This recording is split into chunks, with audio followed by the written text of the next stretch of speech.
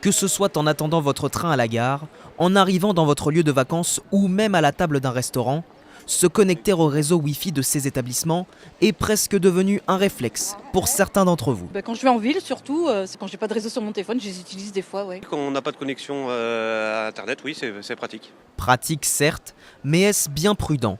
L'accès à Internet est aujourd'hui de plus en plus proposé dans les établissements publics via un réseau Wi-Fi, mais ces connexions peuvent être le terrain de jeu de cybercriminels. Il suffit par exemple que vous rejoigniez un réseau qui n'est pas suffisamment protégé. Un individu malveillant peut alors se positionner entre votre téléphone et le point d'accès Wi-Fi et intercepter vos données personnelles. On appelle ça l'attaque de l'homme du milieu. Autre escroquerie parmi les plus courantes, certains cybercriminels, pour vous piéger, peuvent créer un faux réseau Wi-Fi. Ce spécialiste nous en fait la démonstration avec le réseau de son immeuble. Dans le bâtiment, on est sur un Wi-Fi public qui s'appelle en fait le Village by CA. Et en fait, ici, moi j'ai émis un réseau Wi-Fi depuis mon téléphone qui a exactement le même nom. J'ai juste renommé le Wi-Fi qui est capable de générer mon téléphone le Village by CA.